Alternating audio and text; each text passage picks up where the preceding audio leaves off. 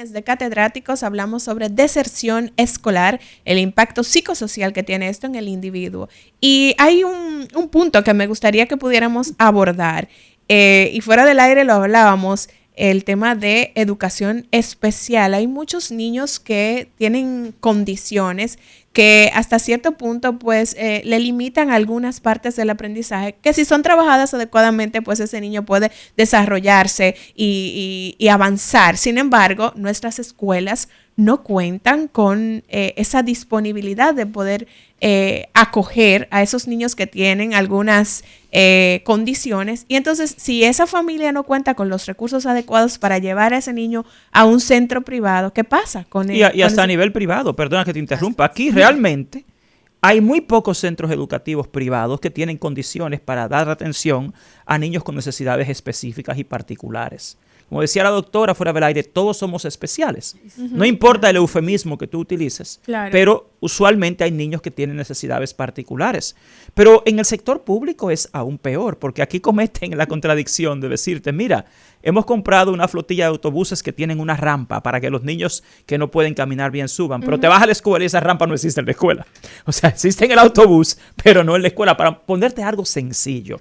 Mira, aquí están forzando a los maestros a recibir en las aulas con 30 y 40 niños, a niños que tienen necesidades particulares. Y a eso quieren llamarle inclusión, que lo que termina siendo es una exclusión. Y de hecho, para mí es hasta una discriminación. Ajá. Pero en términos, mira, del recurso humano necesario para empezar en la escuela, no tenemos realmente personal entrenado para prestar atención y servicio a los niños con necesidades particulares y especiales. Tampoco tenemos programas específicos para niños que tengan cosas tan sencillas como deficiencias en el desarrollo del lenguaje. Pero tampoco tenemos recursos. Señores, lamentablemente aquí la educación la manejan de forma rudimentaria y como toda una propaganda. Te llevan un niño a una escuela pública, ponen 2 o 3 personas a hacer algo y eso te lo venden en las redes como atención a necesidades especiales y particulares. Realmente aquí la educación está de relajo. La educación pública aquí no hay ningún rigor científico, hay mucha propaganda, mucho dispendio, y al final terminan tratando de culpar al docente de un problema que es sistémico y estatal. O sea, aquí no hay educación inclusiva. No. Aquí no hay educación. Ni a nivel privado. A nivel privado puede haber centros, pero por ejemplo, el centro que yo dirijo, yo insisto, yo no puedo ser tan irresponsable de recibir a un niño con un cierto nivel de autismo sabiendo que yo no le voy a poder dar la atención que él necesita. Y a veces los mismos padres te lo piden. Tú dices, no, es que yo estaría siendo un irresponsable. Ese niño necesita una atención que él se merece. Sí, claro. Entonces, en el sector público tampoco. Eso es aún impensable. Y es una irresponsabilidad del Estado. Es una violación. Porque esos niños tienen un derecho constitucional, ¿eh? Claro. Todos los niños que tienen una condición particular o especial tienen el mismo derecho constitucional a una educación que lo tiene un niño que no tenga esa condición. Entonces, el Estado está violando ese derecho de esos niños porque ni siquiera tenemos los centros, el personal, los programas, ni los recursos para lograrlo. Doctor, adelante. Tenemos la oportunidad de conocer Juan Valdés, doña Rosa, Sabrina, las mediciones que hay, digamos, con relación a el impacto que tiene esta deserción en, digamos, a nivel del desarrollo económico de las familias, porque sería bastante interesante medir eso. Bueno, lo que te dice la investigación es que aquí se está replicando el círculo de la pobreza precisamente por esa deserción y además se está limitando el desarrollo de capital humano. Porque lo que es capaz de hacer un país hoy en la era del conocimiento, en la era digital, depende ya de tu conocimiento más que de tu materia prima. Lo que más vale hoy en día no son las materias primas ni los commodities, es la competencia, el desarrollo, las destrezas humanas. En tal sentido, este país lo que se está es atrasando. Mayor subdesarrollo humano es equivalente a mayor subdesarrollo económico. O sea, la deserción nos lleva entonces a eso. Claro que sí. Por supuesto, fíjese. El futuro de la nación. Adelante, doña Rosa. Sí, que exactamente el aumento que nosotros vemos de la violencia dentro de la escuela se debe precisamente al muchacho que deserta y vuelve, que vuelve peor, porque no tuvo el apoyo, no tuvo el seguimiento. Pero el que se queda afuera, la posibilidad que tiene es la posibilidad de delinquir. Sí.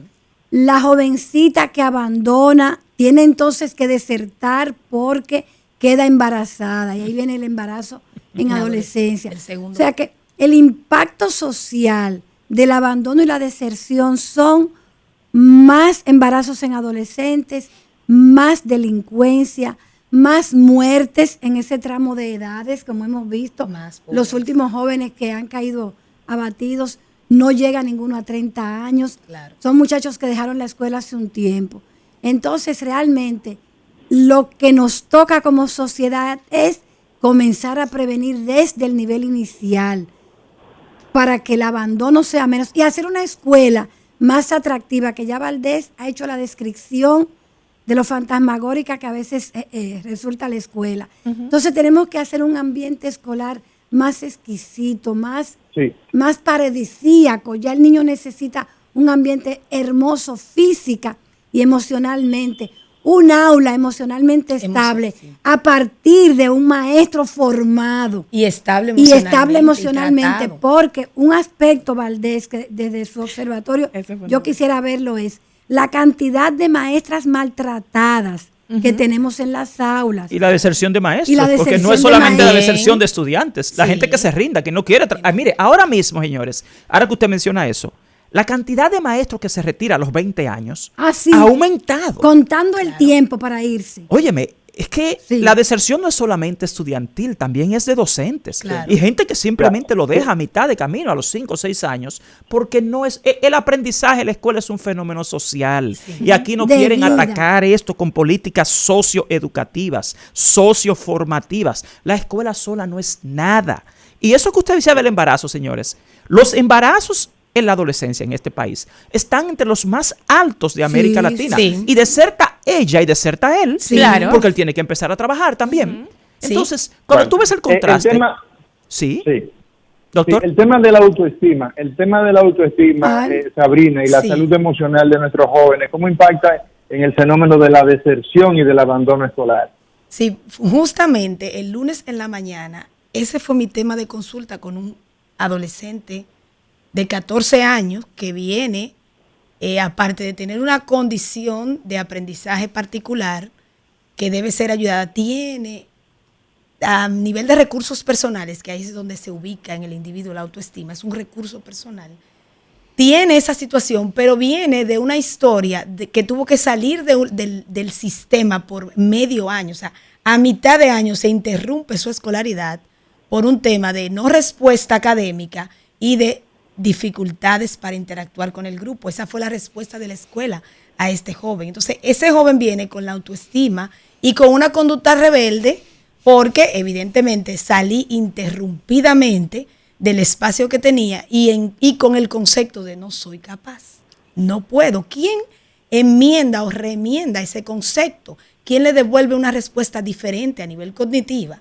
para que la internalice? Pero ahí vamos a ampliar y llevar esto no solamente a ese estudiante, el maestro con esa misma. ¿Qué pasó dentro del aula antes de llegar a terapia? Que no hubo en una escuela completa un maestro, un director que pudiera tener la misma conversación que tuvimos en una consulta privada donde el padre hace un esfuerzo por pagar una terapia que tampoco puede, porque una de las respuestas más fáciles vaya a terapia, pero debe haber un camino que se recorra antes de llegar a la terapia psicológica privada, que es bastante costosa debido a que tampoco el sistema de salud ha provisto los medios de que haya un servicio de atención psicológica pública, que la gente pueda ser atendida de manera correcta, que no vaya a terapia hoy y vuelva 3 meses después, donde ya tenemos un suicidio, una depresión, ya no hay enmienda. Entonces,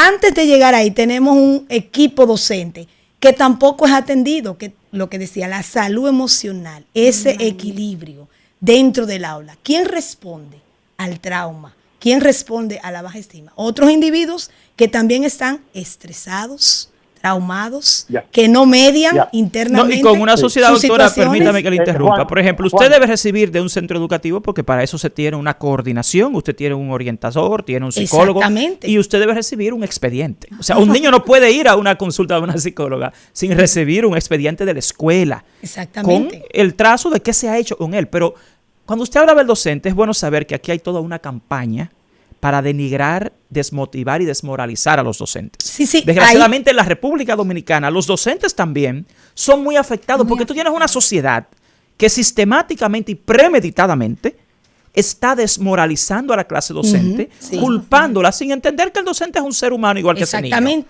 O sea, ¿quién apoya Es emocionalmente lo que al docente decía. en una sociedad? ¿Cómo median ellos sus propios traumas, su propia historia? ¿Cómo llegaron ahí?